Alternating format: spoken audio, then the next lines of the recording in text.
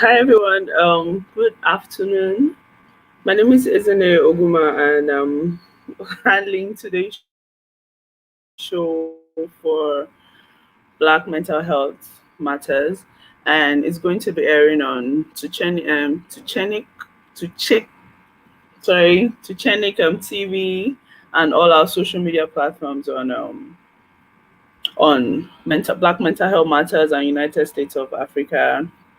So I want to start by introducing our first guest for today, which is Olumude Anikaye. I'd like him to introduce himself today. Um, there you go, Olumude. Hello, everyone. Hi, Ezinne. Good afternoon. My name is Olumide Hi, good Anyikai. afternoon. I'm a marketing professional. I wouldn't say I'm a guru when it comes to finance, but I've had to deal with some mental health issues myself related to finance. My role is called. Okay, and then the next person I would like to add to introduce is Mrs. Kike Lomo Kupuni. I'd like her to introduce herself too. Hi, Ms. Kike. Good afternoon. Hi, Ezinne. Hi, Olumide. Good afternoon, Hello. everyone. My name is Kike Kuponi, and I'm a retired banker and an author. I just recently published a book titled Your Money and You. Yeah, thank you so much. So now we're going to focusing on Olumide. So or rather wait before I actually start with Olumide. So I would actually like to make like some introduce myself too. I'm Ezinne Ogwumah. I'm a mental health advocate, I write. And I'm a mental health first aider too. So I offer mental health services to people and make mental health support services to people, and then I make referrals to professionals and therapists to actually help them out and give them the required help that they need. So today we'll be focusing on the interconnection between money and mental health. And to a large extent, money is actually a very big. Well, I won't really say so big, but actually it's one of the big factors that actually affect our mental health. So I would start with Mrs. Kike because I'm with your book here and I've read it. So I'm going to start with you first by asking because there was something you said on your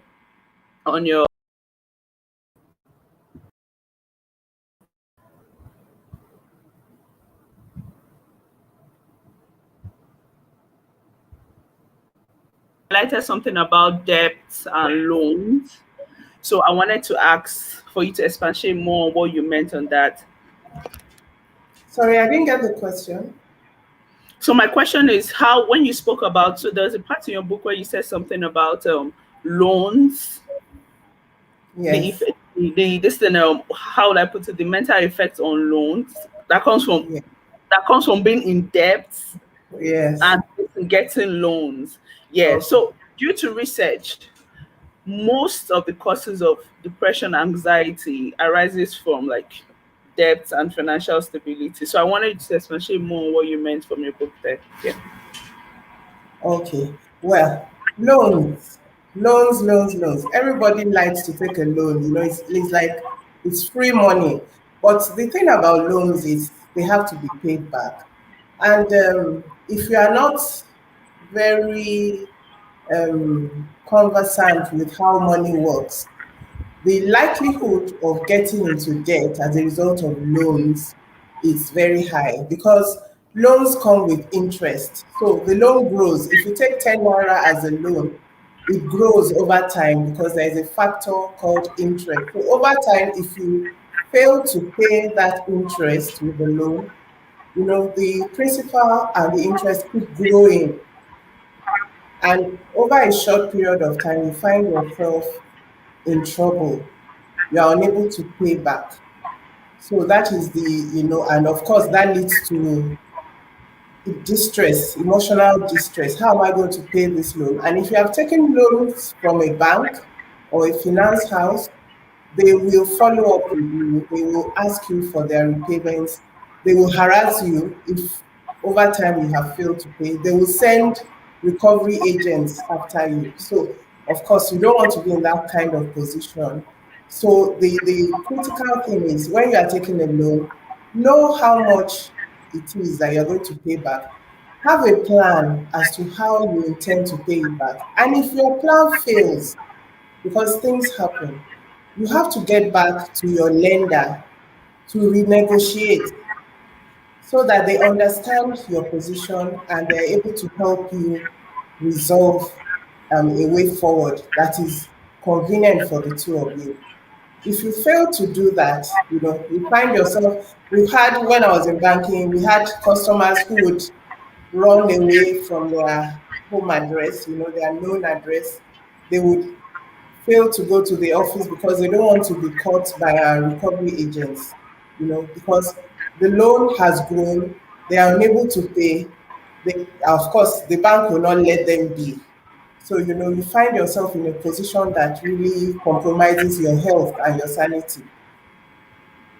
Okay, thank you. So before I go to, before we had this conversation, I came down to like some very key points that I feel like uh are where that connects money and mental health. But before that, let me head over to Olumide, Okay. which is let me add Olumide now. So Olumide, now you're like you said you're a financial manager and then you run a business. So my general question to you is how would you say it's the life and entrepreneur, someone like who's in the business space? What's the mental health struggle? How do you cope? Your personal coping skills. How do you cope? Yeah.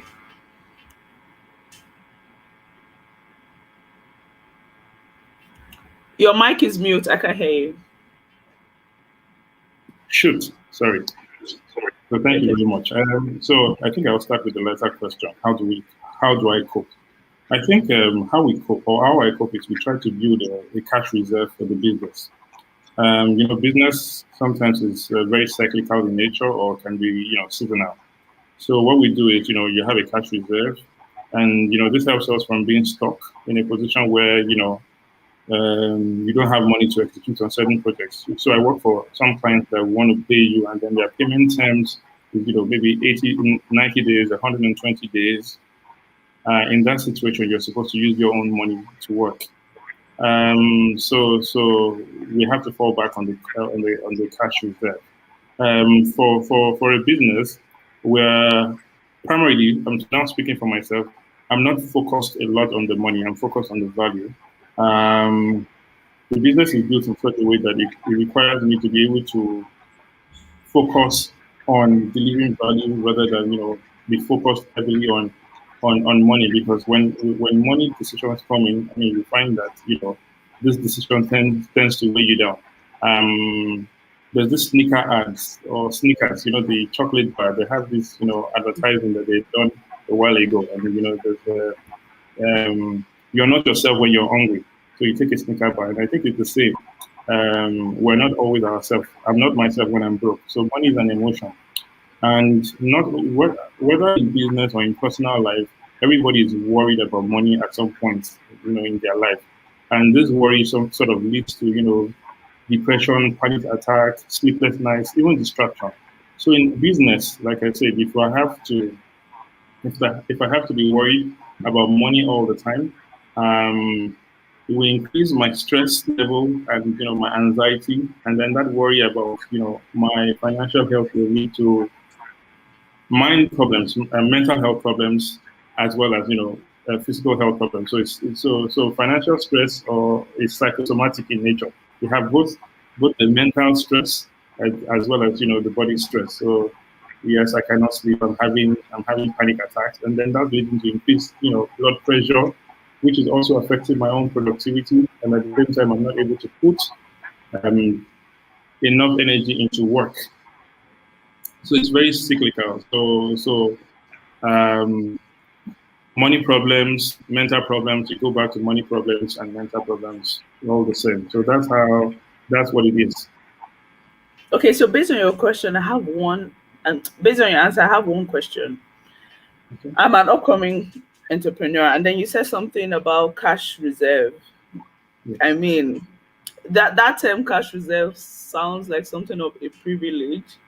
I don't. I mean, privilege is relative or subjective. So, in situations whereby an entrepreneur does not have access to this cash reserve, what would you say? Because I'm asking you this question. I understand that you're giving me your answer from your own perspective, being like your own personal experience as an Yes. entrepreneur. But when we try to generalize being an entrepreneur in general, what if there's no cash reserve? Well, I mean, when you don't have any cash reserve, there are also ways you can approach this. I think more importantly, you need to track what you spend. Keep a budget, because I mean, as an entrepreneur, you tend to have unnecessary overflow, especially when it comes to certain things that you want to do in your business. So you have cost overruns. You're not always very privileged to have a cash reserve as such.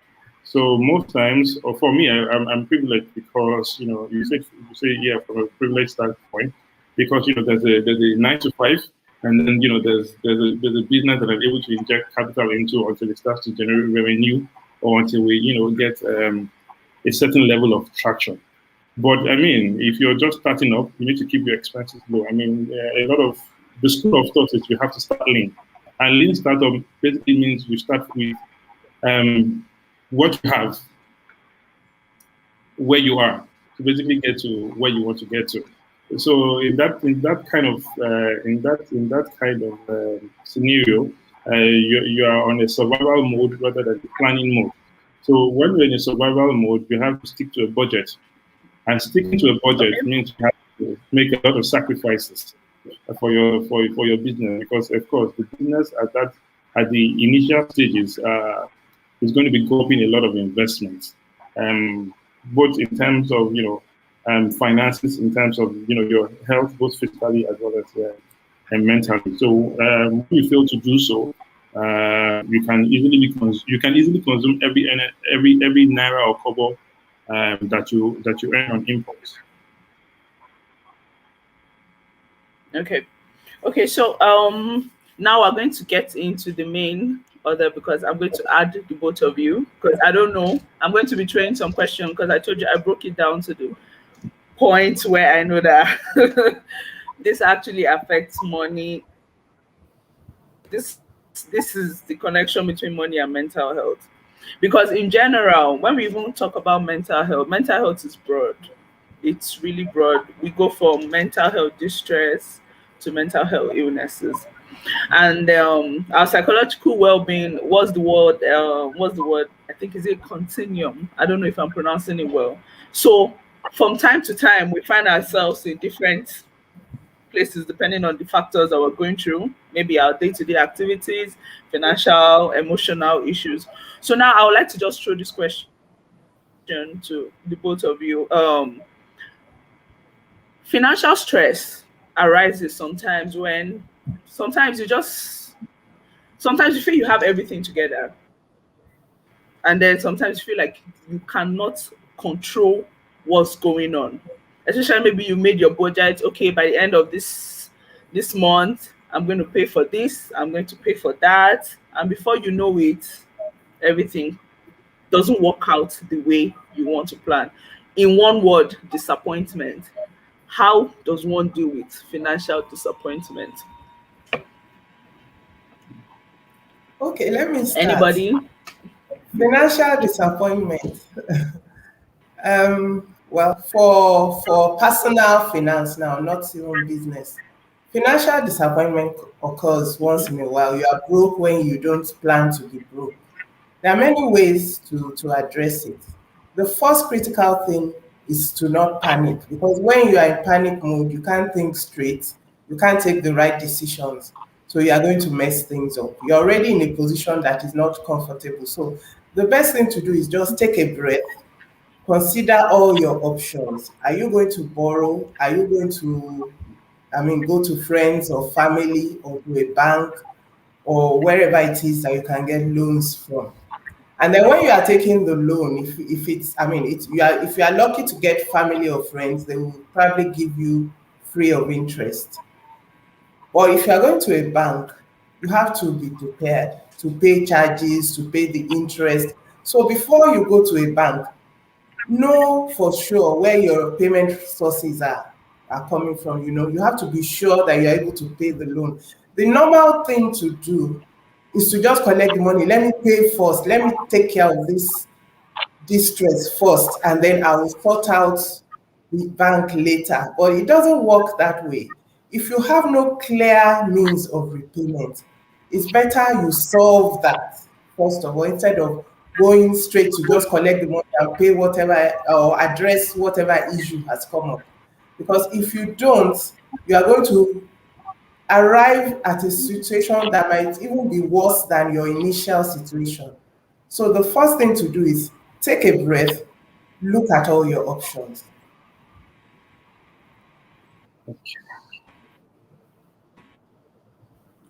Olumide, you Even want to add something?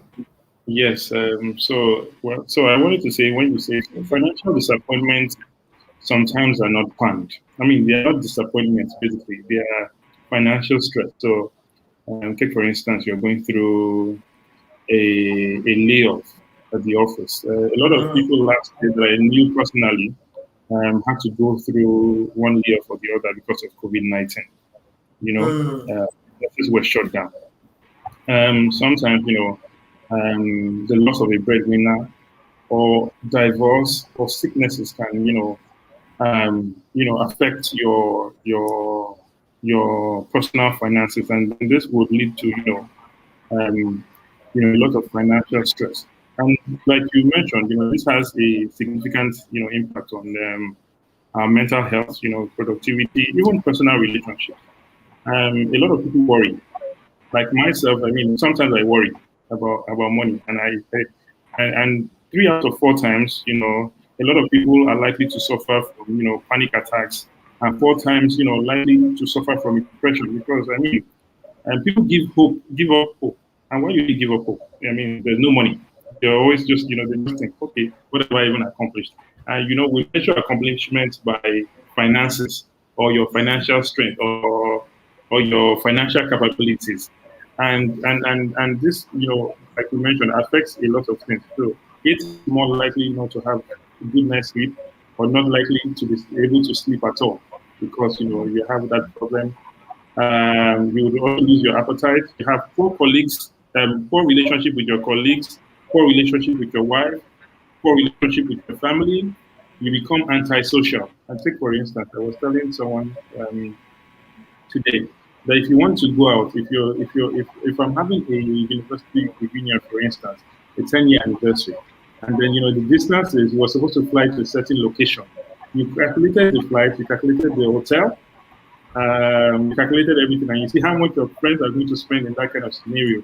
You probably turn down the invite and say, "Oh, guys, I will be there at this point in time." Not because you're going to be busy, but you do not have the financial capabilities to be able to, indulge in some of those things that your peers would be indulging in, at that point in time. And one thing I've also discovered in life is, and over the years, is income is not even an indication of your financial wellness. So most times, people earn a lot, but especially in Lagos, you find out, even in Nigeria, you find out that they're living from paycheck to paycheck. And so, once there's a certain, cut in this, in the paycheck, now you find, anxiety begins to immediately set in. And then from anxiety to, thinking, and then, depression, and so on and so forth. So basically, what actually affects us is our emotion, and money itself is an emotion. Most times, the way to approach this financial disappointment is first, by paying yourself. And I've always said it to a lot of people who are with me. So, because it's an emotion, the impulsiveness plays on our deepest, psychological need. I need to show to Ezinne that I have money. I need to show to my auntie in the village. I need to show to my friends. Um, and then some people, they come from a place of lack previously in life. So now, they have some of the excuses that they make. So for them, there's no saving. It's like, it's popular in Nigeria. I can't come and kill myself today. I don't know tomorrow. So they will just start spending everything. Or, you hear things like, I saw my parents argue about money. And I always feel sorry for them. Now that I have it, I want to spend it. I don't want to go through, what my parents have gone through. If your brother comes to you and needs money, and you say, "Oh, these are the people who have been there for me in the past," and then you want to do all that it takes. You can't say no to them. So this impulsiveness is what plays on people's deepest, um, feelings, and then they do not have any proper respect for money. So there's always an excuse in our culture for reckless spending. Take, for instance, personally, I have a lot of people on my payroll, you know. So one auntie, one uncle, one friend, one this, one that. And you discover that even the money that you spend for yourself is not as much as the money that you That's what you filter spend. away, all in the name of, being socially responsible or being, very communal. And so a lot of people are trapped in that impulsive spending mentality that prevents them from the reality of their own finances. So Yeah. when they don't have it anymore, they're usually more concerned about, wow, this person that I'm giving to, what would they think about? I'm supposed to donate this thing in my community. What is going to happen? My children cannot go to this school. What is going to happen? And that is what, spirals into that mental, first starts with, anxiety, and then it goes to depression. Yes. And then it goes, it's a cycle, basically. And so we are, in fact, I can say most of us Nigerians are trapped in this kind of cycle. Yeah, which is Okay, why Olu, I said in my book that, you don't just spend money. If you want to save yourself, if you want to bring yourself out of all that pressure, there has to be one day that you take a decision that from today I'm going to be smart about my money, I'm going to be wise. And mhm. you must build that cash reserve that you referred Beautiful. to in the earlier part of the discussion.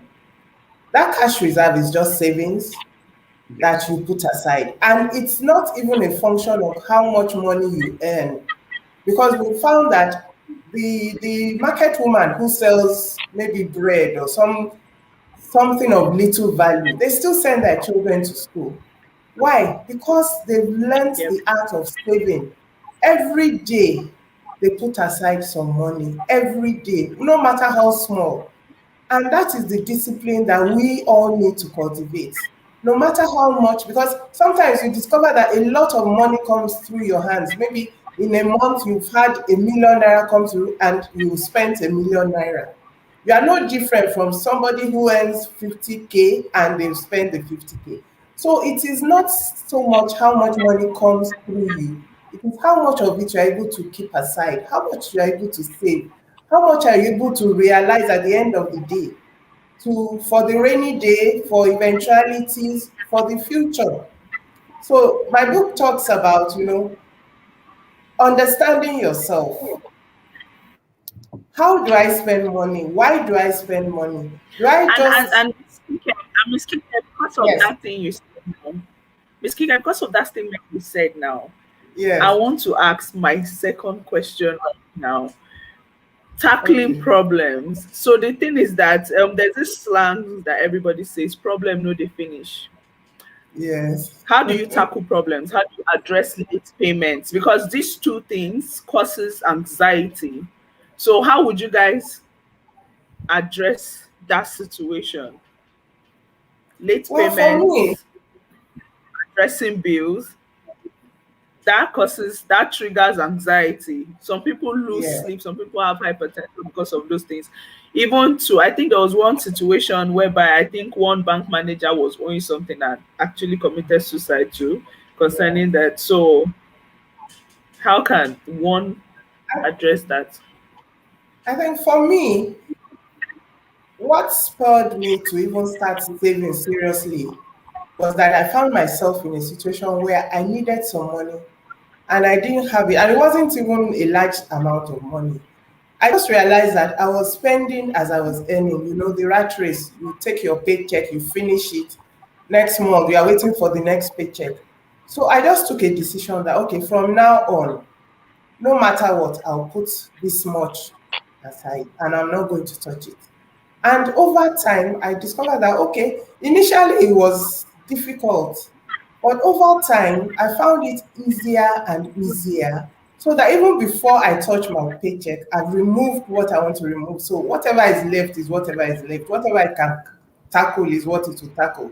I'm not going to touch what I've put aside. So I think people just need to, it's discipline. It is tough, it is hard. While you are doing it, it's not enjoyable, but you eventually get the benefits. That is why Olumide can have a cash reserve in his business, because it's not as if he doesn't have other things to do with that money. He can take a trip, he can buy the latest car, he can, splurge. But he has chosen to put aside a cash reserve because he knows that I don't want to have money problems.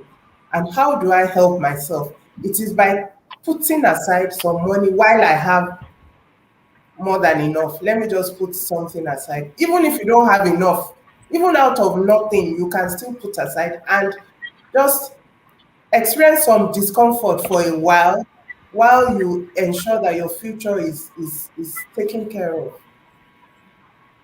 Okay, I want Let to me get just add something one more clear now. thing. I think maybe I should wait. I think I should just rephrase this question because I want to know, is it that the both of you, you've never had to address late payment? You've never been Let in a me situation whereby you've had to address late payments or you felt overwhelmed by your bills? let me address this question, isn't it? Okay. So problem no they finish. Is first things first is an impulsive mentality that prevents people from keeping much of what they have earned for a long period of time. It's not like I mean, problem not they finish, problem not they finish. We use that to justify erratic spending. But that being said, okay, so one thing I've discovered while working for corporates is a lot of the big organizations have what they call credit days. So if you finish doing something right now for them, they'll take a longer period of time to pay you. It's not like they don't have the money, but they're looking at using their money to generate revenue so that they can pay you. Now, if you're a small business, you have to take, for instance, a lot of these hoteliers. They supply them drinks. They give them 120 days of credit. They would have turned over, or they would have, if they have a big customer base, the drinks would have turned over. They would have used the money in another venture, and then brought the money back before paying, their distributor. Sometimes when you have a debt, you already know that you have that debt. You need to plan. I mean, I don't think any debt will take you by surprise. And of course, which means, so if you have take for instance a rent, it's once annually. There's a certain proportion of your income that you're supposed to save on a monthly basis for that rent, because you're supposed to pay your landlord, say for instance it is March, and under the law you even have a certain grace period, so you can still speak to your landlord and say, give him a time. So if you have to use your money to do something, you can tell your landlord, please give me a time, I will pay you back, I will pay you this rent at a certain point in time. I think for me, when we're unaware of the long-term consequences of our spending decisions, we're pulled in a variety of emotional directions, and we begin to spend money for all the wrong reasons. So when you spend money even for the most inconsequential thing, you're making a critical. It's at a critical moment in your life that will affect the rest of your life. So take for instance, you've been in situations where you're like, all this 2020 I was spending, I wish I had it now. I don't know if you've ever been in that Yes. situation. Yes. Yes. So, so, Yes. so we live in you live in at a time where we're constantly bombarded by emotional messages telling us we need to spend, we need to spend. But like you rightly said, you need to adopt a particular. You don't need to adopt a particular standard of living. You need to be true to yourself. And if you're earning a certain amount of money, be content with what you earn and try to budget or forecast your spend within whatever you earn. You understand?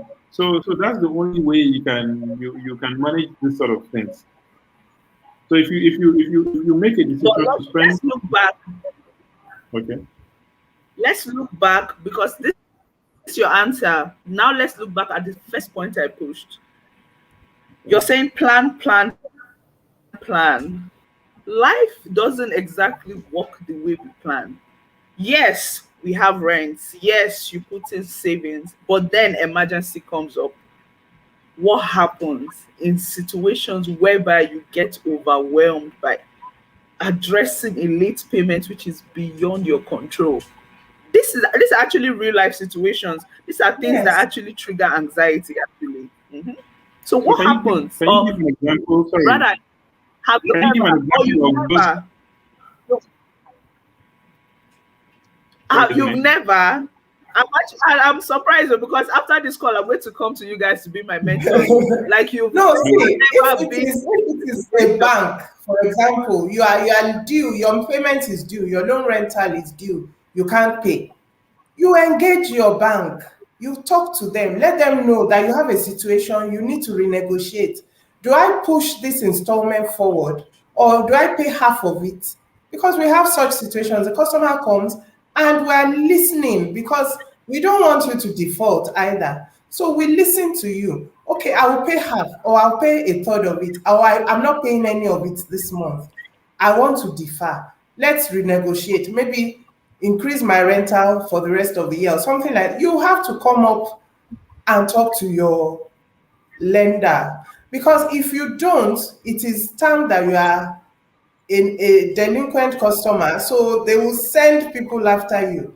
So you need to come up and renegotiate and let them know what your situation is and how you intend to pay going forward, how you plan to pay, how you plan to make up for that shortfall. Because problems will not go away by themselves. Yes, you are in a dilemma right now, but that situation will not last, especially if you are doing active business or you are doing something that will eventually pay off. It's just a temporary setback.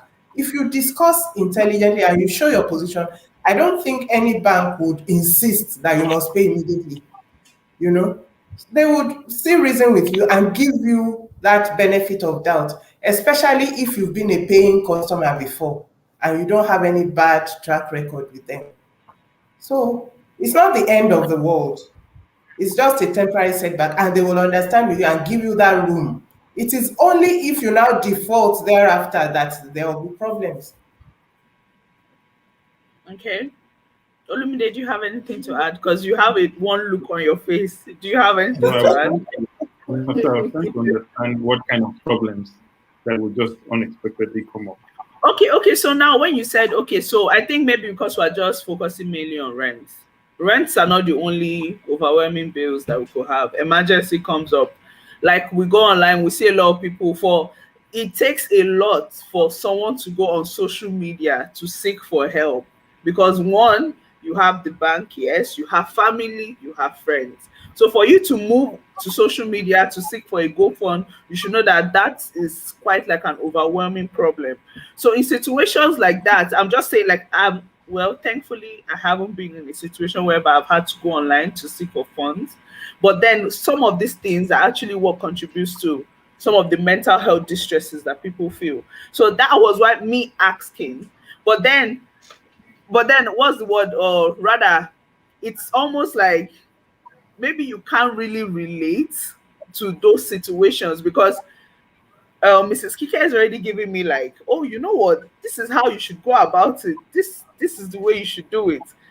You Olumide, you too, you're telling me this is the way we should do it too. So that's and that's okay too. You get me? Like that's just what I'm saying. Miss Kike wants to say So, something. isn't it? Yes, Isn't it? So, I feel people should accept one thing. We Not everybody is on the same level of understanding money, how to treat money, how to handle money. So there might be 10 of us, we are colleagues in the same company, maybe we earn the same thing. But some people will be rich in that number, some will be poor, eating month to Yeah. month, salary to salary. It's a function of how you spend. Everybody would like to spend money and still have it, eat your cake and have it. But it Yes. doesn't work like that. So if you have not been responsible, there will be emergencies. Those are one of, those are, once in a blue moon kind of things. But on a regular basis, if we are smart with our money issues, we won't spend everything we earn, for example. You won't spend on impulse. You would budget. The regular things that we normally spend money on in this part of the world: healthcare, rent, school fees. So you would have addressed each of those things either by saving or by having insurance or having a plan one way or the other. So that if something now goes wrong, it's not going to hit you full on because you have some buffer. It is only if we have been irresponsible. I mean, for serious health issues, that is hopefully one of it is not something you can plan for. People who have cancer and they cannot raise the funds for treatment, those are one of things. It's not, I mean, it doesn't happen often and it doesn't happen to a large number of people. But if it is regular day-to-day bills, rent, school fees, my wife is pregnant, she's going to have the baby, I can't pay hospital bills, I can't, those things are things that you had 9 months warning, for example. What did you do in the 9 months? People say, oh, even every month the money is not enough. How can I set aside something for my pregnant wife? It is because you have not planned. So own it. Accept it. Okay, I failed to plan. I didn't manage money. Like Olumide said, all those 20K I've been spending, I wish I had them now. That means you own it. You accept that, oh, I was careless. Oh, I spent money anyhow. Oh, but there has to be, you can solve the immediate problems either by borrowing, begging, or whatever. That's why people go begging. Okay, you want to solve your immediate problem. Well, after solving that problem, what lessons have you learned?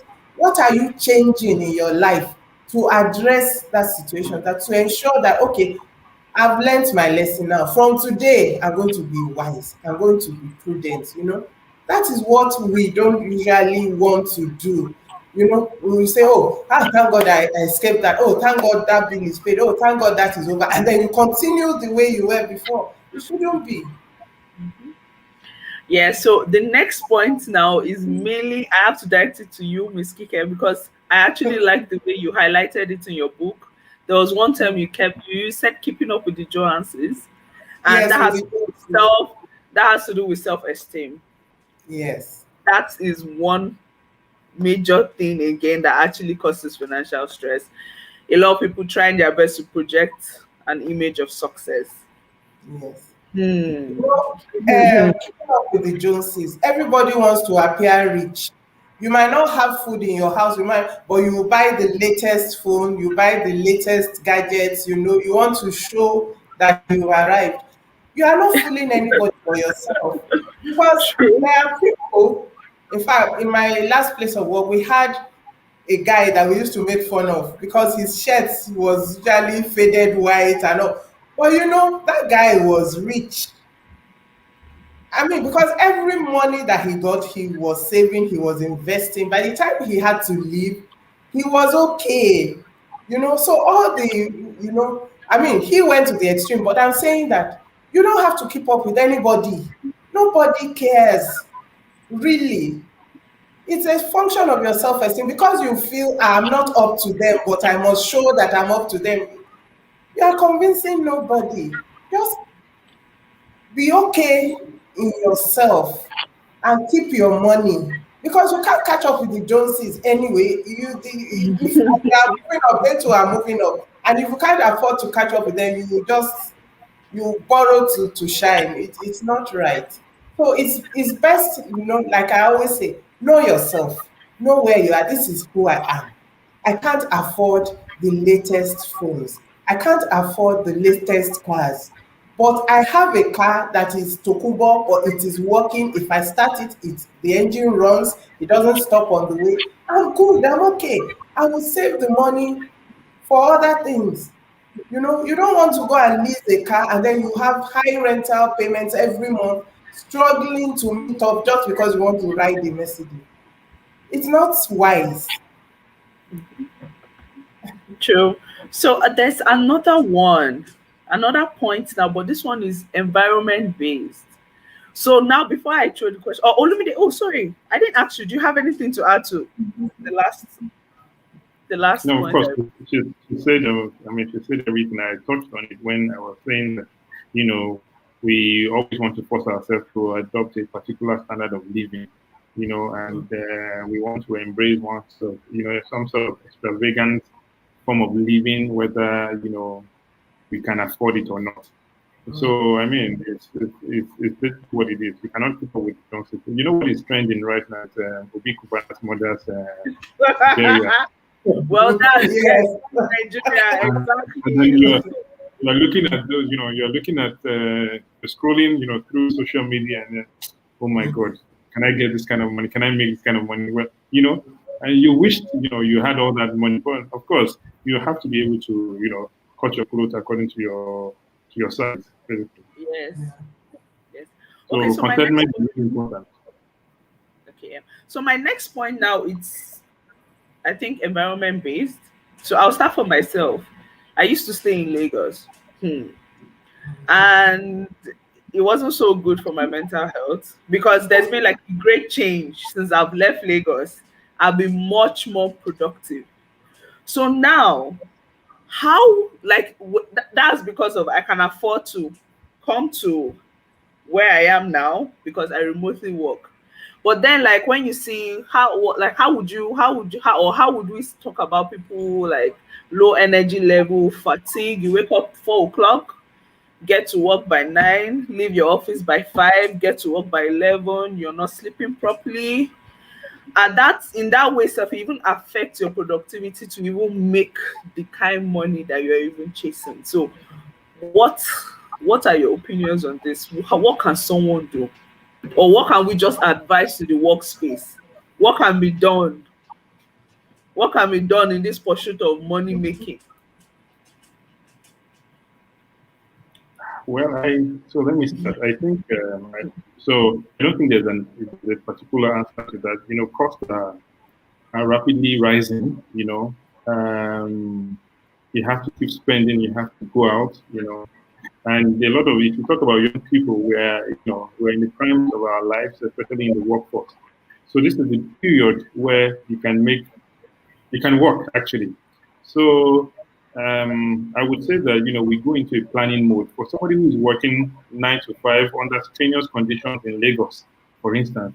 We go into a planning mode rather than a survival mode because eventually, one day either you leave the job will have to leave you, and then you would come back and say, oh, I worked all these years commuting from the mainland to the islands, spending all these years in traffic, blah blah blah blah blah.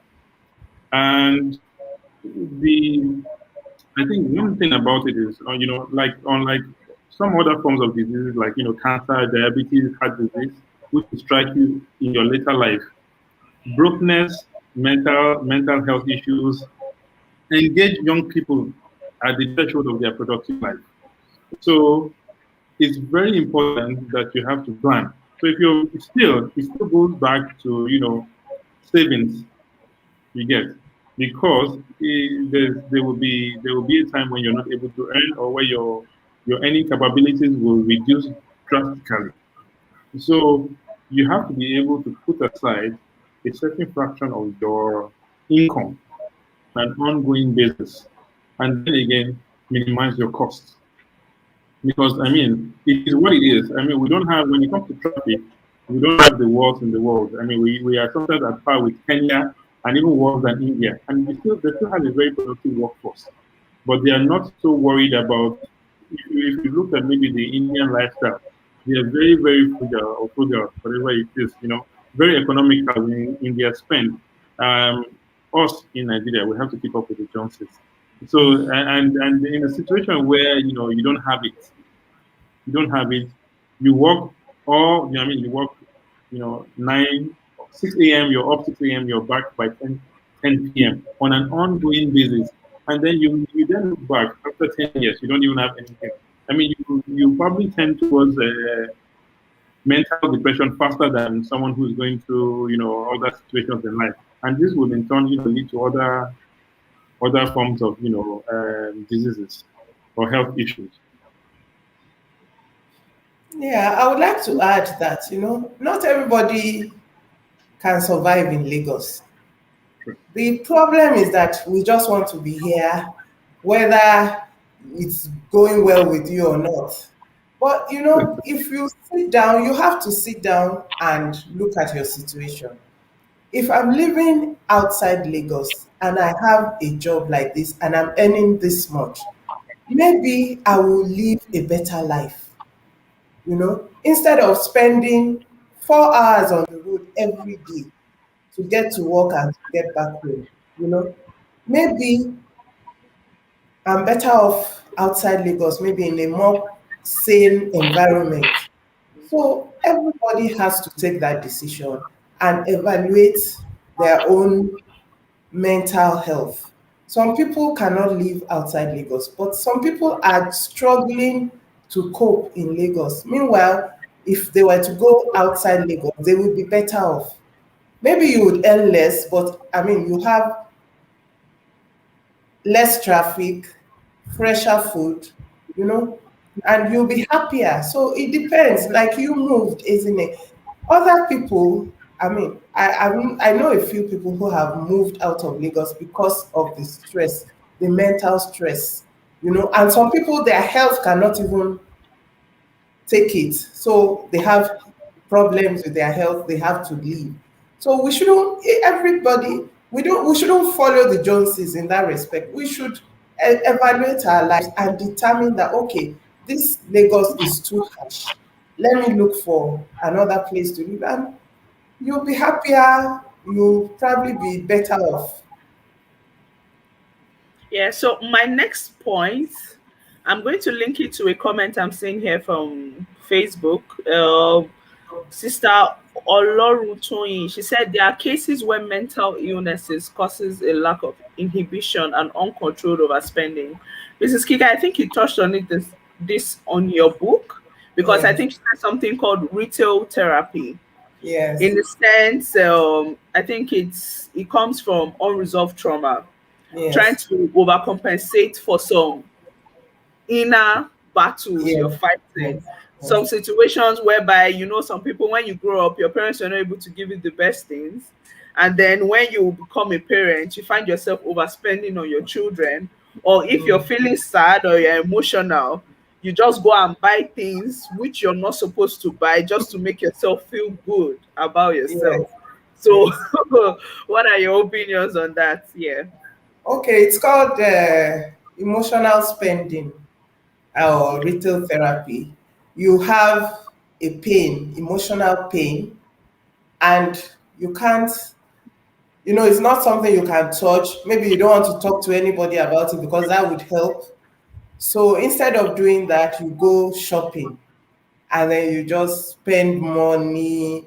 At the end of the day, you are happier because you have all these things, but the pain is still there, but it's like sort of assuaged somewhat. But it's a waste of money because you find that most things that you buy on such trips are not things that you would use.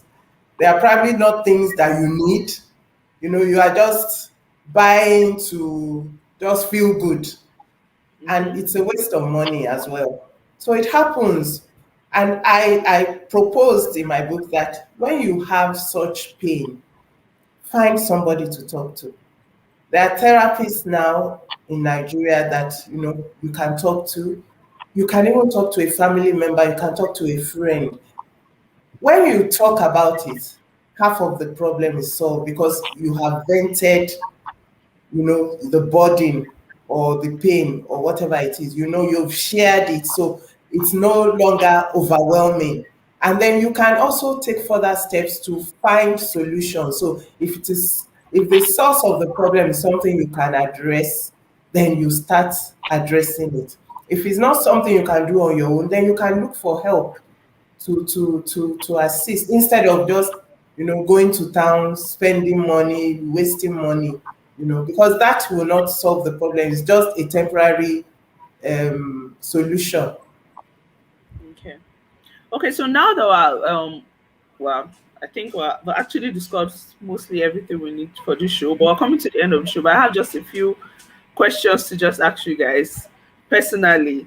So Olumide, yeah, I understand that you run, apart from being a financial manager, I understand that you run a business. It's called Pack My Load, right? At packmyload.com. Yeah. And there's this new term, personally for me, it's something I've started up. I call it liberating workspaces, whereby the employers are actually concerned about the mental health of their employees. So I would like to know, what is your work environment like at Pack My Load? Well, so the work environment is very agile and nimble.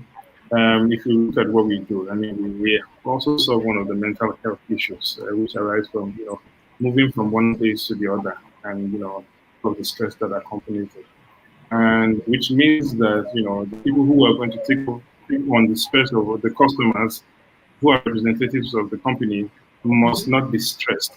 So we have we're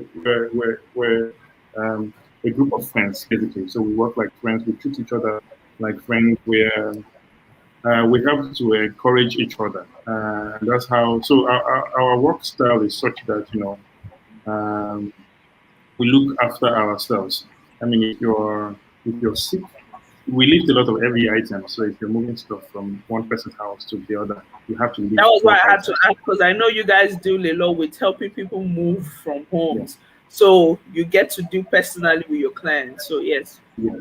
So we lift a lot of heavy items, and when you're lifting, I mean, you have to check the guys that are coming to work. I mean, on the day, they mustn't be hungry. That's one. Um, they mustn't be sick. It's very important, and their mental health is also very important because if they're lifting very heavy stuff and then if they're not in the right state of mind, that can cause big damages to us. I mean, it's a lot of liability on us if we have to pay back for any of those damages. So we ensure that for me personally, I take time to ask about them. I go very personal, some of the challenges that they are facing on the home front. And for some of them, we have, really interesting conversations because you find really elderly men who want to come and do this job for, I would not say it's the fantastic of wages, but, they have to keep body and soul going. So in that situation, you have to appreciate the fact that, um, I mean, we're doing it because of what we believe in. I'm not saying. I mean, as a startup, you're not able to pay like the paid employment where working, but you need to create a community where people feel loved, um, and where there's the human face and the human connection. And those people, because I mean, your grumpy employees are also your face. You cannot be with all the clients, so you need to make them happy. So we have regular interactions with ourselves, you know, and it's a very open door kind of policy. You can come to me when you have issues. I also sometimes use my own personal experiences as an illustration to some of my teams to see, okay, listen, it can be like this at this point, but it will always get better. And everybody in life has gone, through ups and downs and all of that. We don't have a formal sort of work structure like you expect, but it's not an informal structure. It's somewhere in between. It's a mix of very formal and informal, and the interaction between us is very cordial, as well as maintaining professionalism in the business that I do.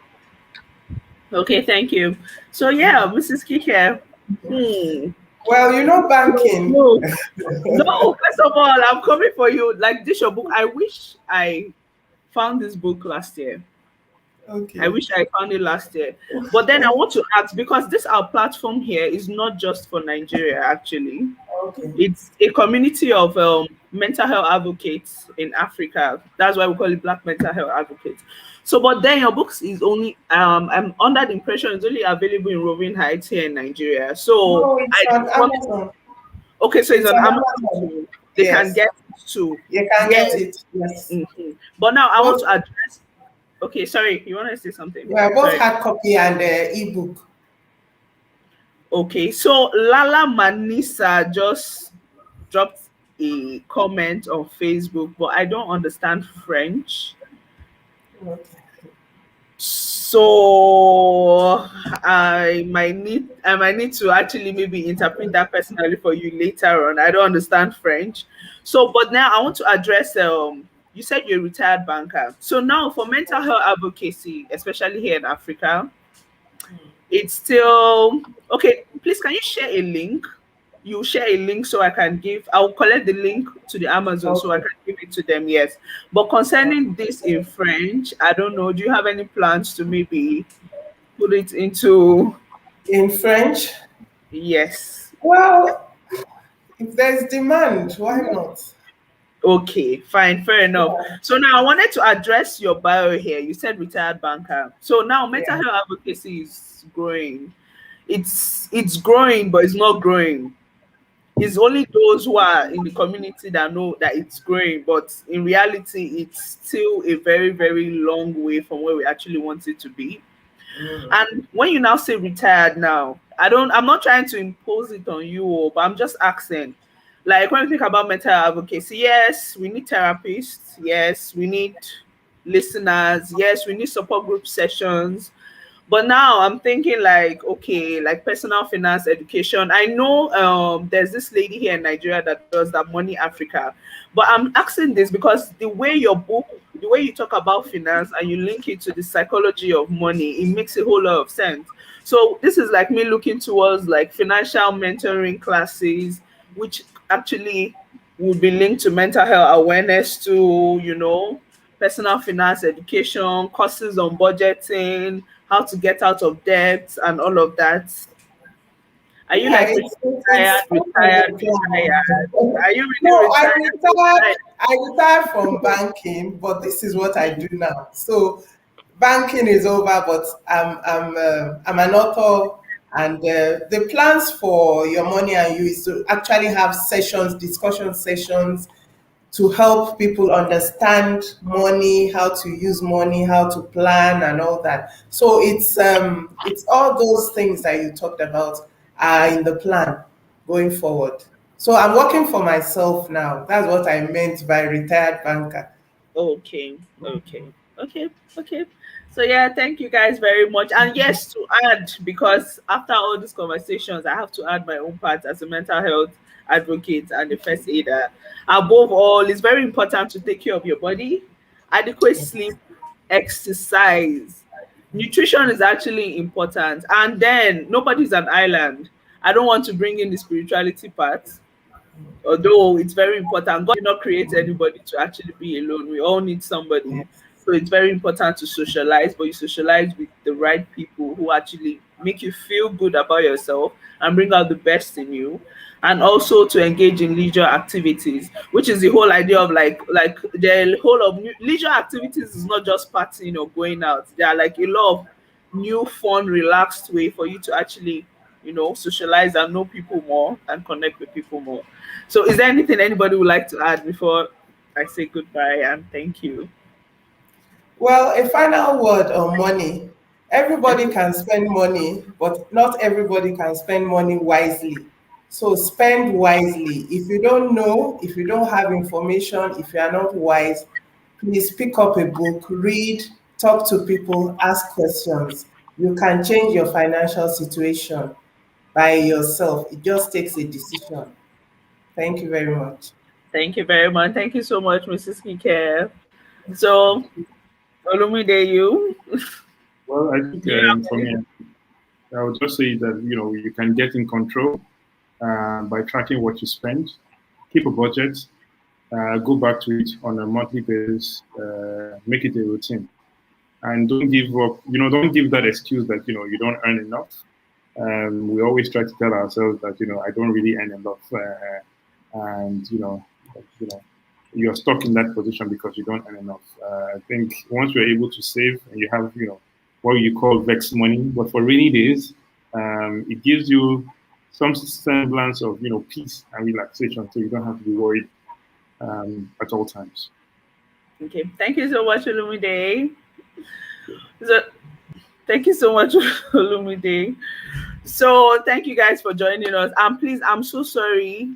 Okay, one beautiful thing about mental health is vulnerability. So I was actually quite nervous because this is my first time.